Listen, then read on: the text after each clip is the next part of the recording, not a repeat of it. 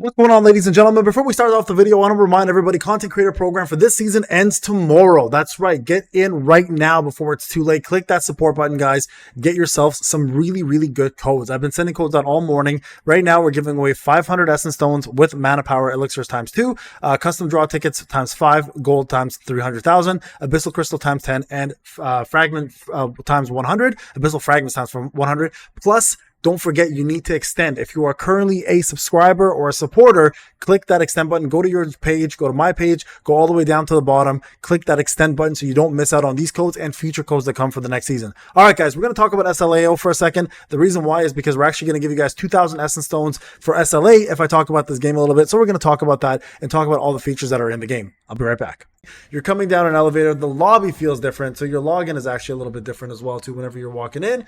So the front looks a little the same, but again has different menu options. Okay, so I'm going to show you guys real quick. You'll see right now that this is going to look a little bit different and feel a little bit different. So first off, Soren actually gives you options for co-op. Yes, there is real co-op, guys, and there are real bosses to do co-op. So you can do a quick search by boss, etc. Like these are the bosses that are currently available: the Scorching Lava Guardian, the first gen Ant Leader, the Checkmate Kaisa, the Blue Spirit Golem, Fakna, the King of the Desert, Cerberus, the Gatekeeper of Hell, and Igris the Red. Now, if you didn't watch my actual live stream of the game, I've showed you guys real quick before what it looks like, right? So you guys can see here, there are some people already playing, doing this thing. So I can jump in here and do a quick search and find myself a guild that's available. So let's just jump into this co-op, and I'll show you guys how this co-op works, right? So we'll try out the co-op. So now this is a brand new mode. Now I'm playing on Steam, right? If this is released anytime soon on anything else outside of Steam, let's say it's not in co-op,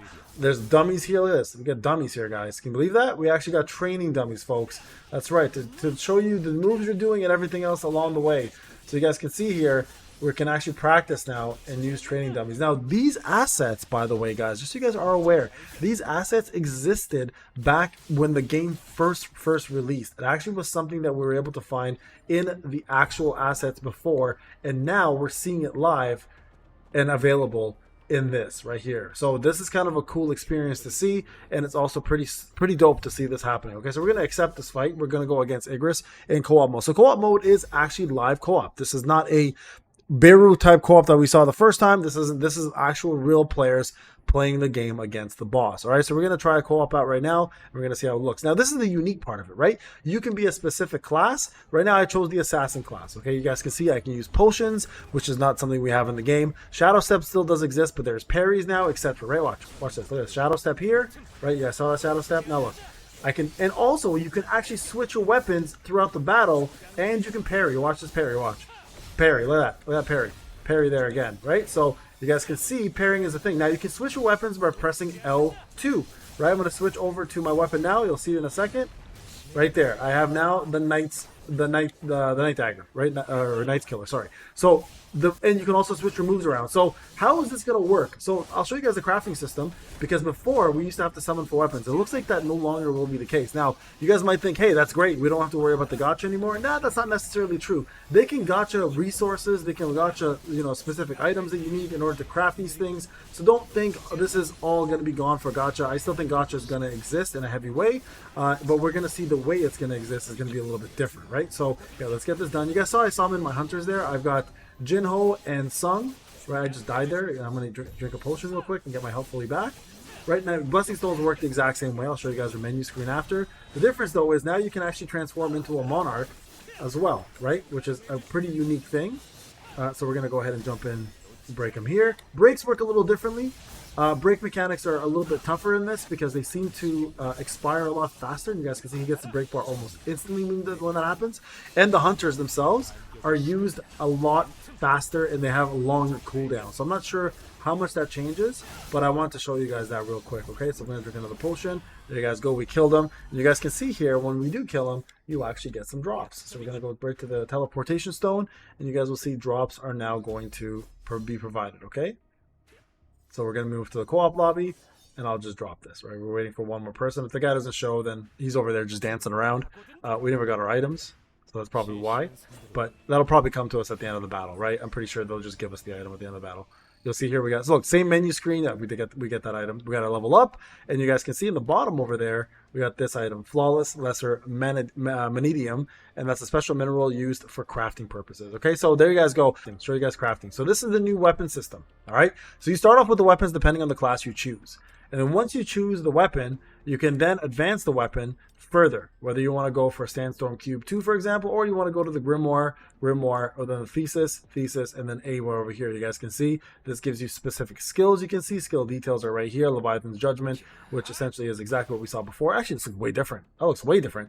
So you guys can see that's for water, and then we have this one here. And it's cool because like no longer is like the Thesis considered a triple S. You have the Grimoire now that actually kind of matches up to it as well too. So you guys can see the Orc Sword, for example, is an A. There's a lot of weapons missing in the demo. For example, no Plum Sword, none of that jazz is here. But at the end of the day, they are giving us a full-on crafting system to craft weapons, not only for hunters and SJ, but also for SJW, right? So you guys can see all of this is going to be available now for everyone to use. And as before, hunters don't have specials, but you guys can see they have specific passives that their weapons can do. So guys, hunters, real quick before I show you SJW, I have Emma over here. So Emma can also equip weapons just like before, right? If I want to give her this weapon, for example, right there. And you guys can see also from her passives, right? She's got up to A5. So all of her skills are here. And you guys can see it's proportional to her HP, proportional to attack, proportional to their attack, right? Slight proportional to their defense. So you guys can see right there, it's interesting because they have different wording now for different skills. So if we go further, let's just go into Emma's, right?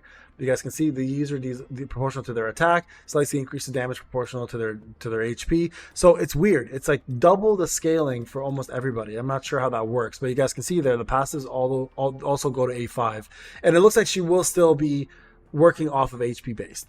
Right? And the same with Jinho. I think if I go to his passives, it'll be defensive based, right? You guys see Provoke nearby. Let's see.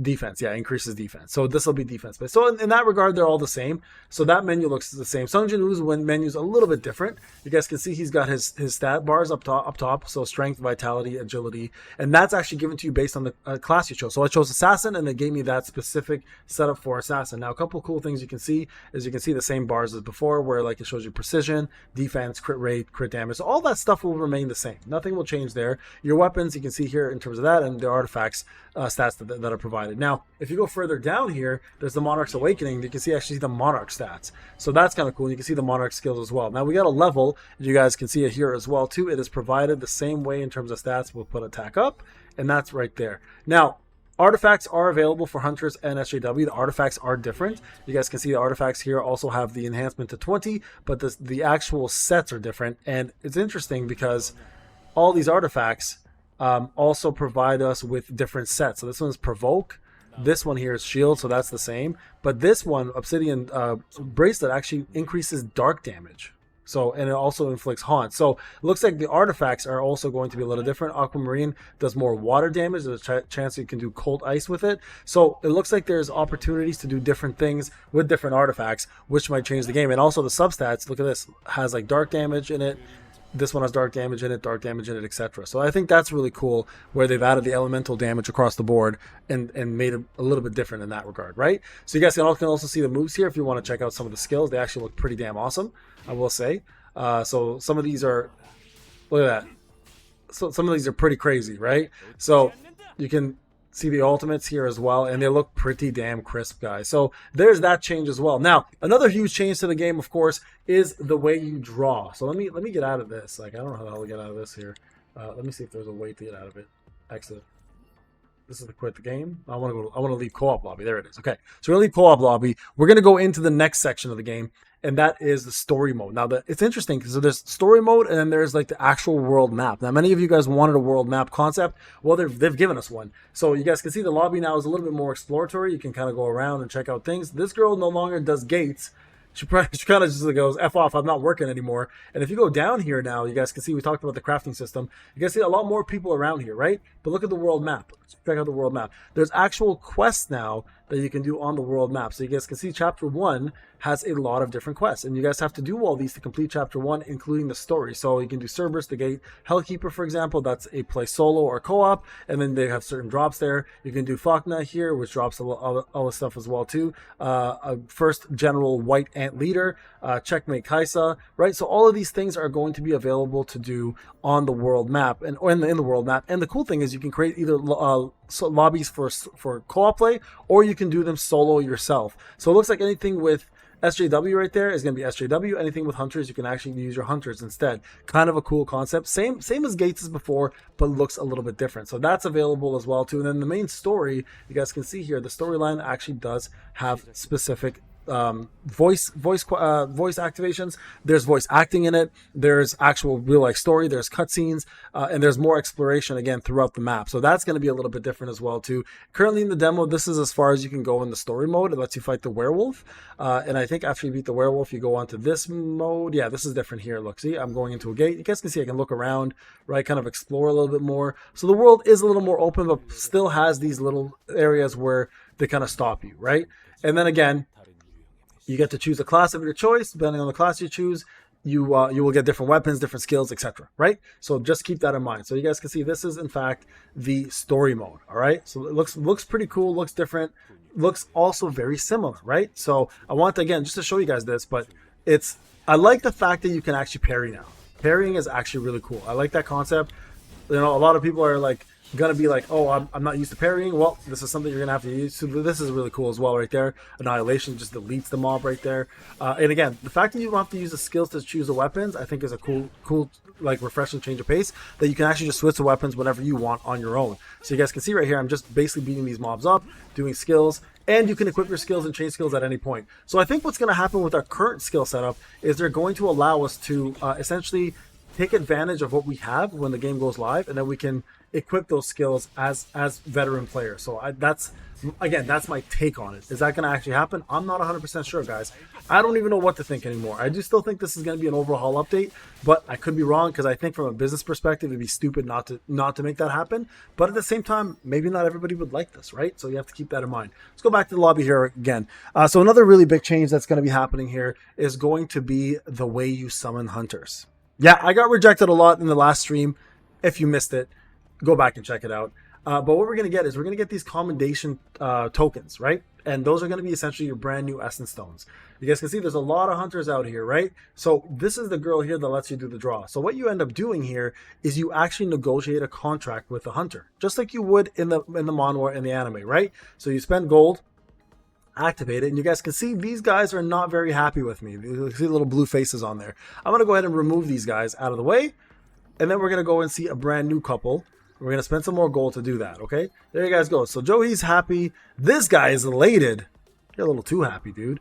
So we're going to go ahead and hire him. We're going to try to. And this is how it works, right? You guys can see on top, I have no commendations. I have 0, so I can't even do that. So I could try to do a quick hire. I don't think it's possible because I don't have the tokens. But essentially, those commendations in the top right is what you're going to use to offer this guy a job. And he will be part of your team at that point once you do that, right? You guys can see the percentages here of hiring. And you get more bonuses if they're happier with you and a lot less if they're not. So that's how the gacha works on this. Now, in terms of everything else, managed teams looks exactly the same. You can do it for Jinwoo's loadout, or you can do it for the Hunter loadout. So yes, they're going to be Hunter-only modes as well too, right? You guys can see Emma's going to sit here next on my team, so I'm going to form this team right there.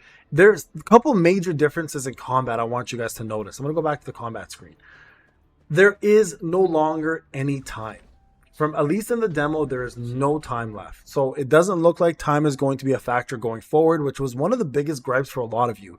Now, with that being said, if they remove time, you can bet your ass that the difficulty level is going to be a lot higher. But now you can rely on skill a lot more because time is no longer a factor in the game, at least from what we've seen, guys. Okay, so let's go into this battle real quick. I'm going to see if there is a way to see if there is any time or not. So I'm going to skip this, and you'll see here, when I go into the battle mode here, there's no time to be seen anywhere. And if there is time, this will be the first time I see time. Right? Look at that. So no time. It's just enemies. So this can change, right? Of course, they could alter this again and put time back into it. But every fight I've done in this game so far, time has not been a factor in any way, shape, or form. So this is the cool concept here. And also, if you want to change your skills and everything, you can actually do it within the gates. There's going to be checkpoints you'll see very shortly. I'll try to get to one.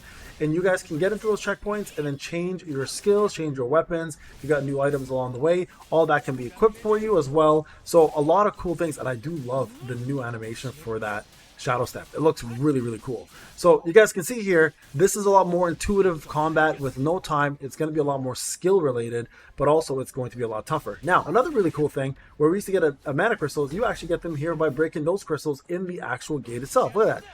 I can now pick this up after the battle, and I'll have myself advanced mana crystals from that, or regular mana crystals, depending what my RNG is, right? So let's summon Emma here. You see Emma's popped up. And another cool thing, being an assassin, you do a lot more damage from behind. I don't know if that's the case with all the other classes. I've only been using assassin so far because I haven't had a chance to switch, but it's available for you to try out yourself and let me know what you guys think. This is going to be a big deal, guys. I want everyone to try this out on Steam if you can, and come back and let me know what your thoughts are about the changes, because I think a lot of people will like this, but I also think a lot of people might be very comfortable in their own skin. You guys can see the QTE looks the same, are very comfortable with the way the game is now, and this will be a lot more, from what I'm seeing, time consuming. That'll be a big factor, I think, for a lot of folks. The time consumption aspect of it will be huge. So keep that in mind. If you are going to be somebody who relies on, you know, skipping and auto battles, I haven't seen auto battle yet. They haven't showed it, right? So I don't know if it's going to even exist. It might not. And I think being a gacha, they will add it to some gameplay, but it doesn't look like it exists at the current state that it's in right now, at least in the demo. Okay, so keep that in mind, guys. This is, again, just the demo, right? You guys can see, there you go. I got advanced mana crystals there. So yeah, these are some big changes, guys. There's some really big changes. There's some things that are exactly the same, and there's some things that are completely different. And I'm not sure what to really think about it. I like the combat. I'll be honest, I actually do like the combat more in this. It feels more like a classic traditional RPG that I'm used to, with more intuitive gameplay and less linear gameplay, which I think is going to be a breath of fresh air. You guys can see I can move there now through the gate, and the second one opens up. So there you guys have it. Let me know what you guys think about this. I'm curious, because many of you guys were either disappointed originally or super happy with the changes.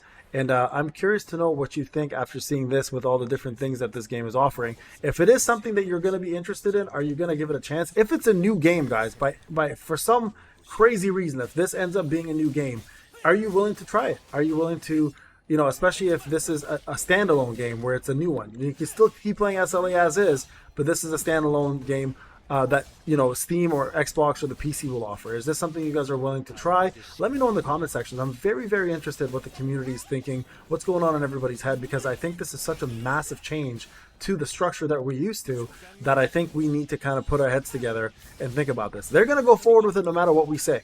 That's not going to change anything. But I think it's important still, there you guys go, Shadow. I think it's still important, though, to at least band together on something like this and kind of just talk about it, you know, figure things out a little and see what you guys think. You know, just, I want to know what you guys think. That's the most important thing to me. For now, let's end this fight here. There it is. All right, guys, thank you so much for watching. I'll see you guys in the next one. Take care.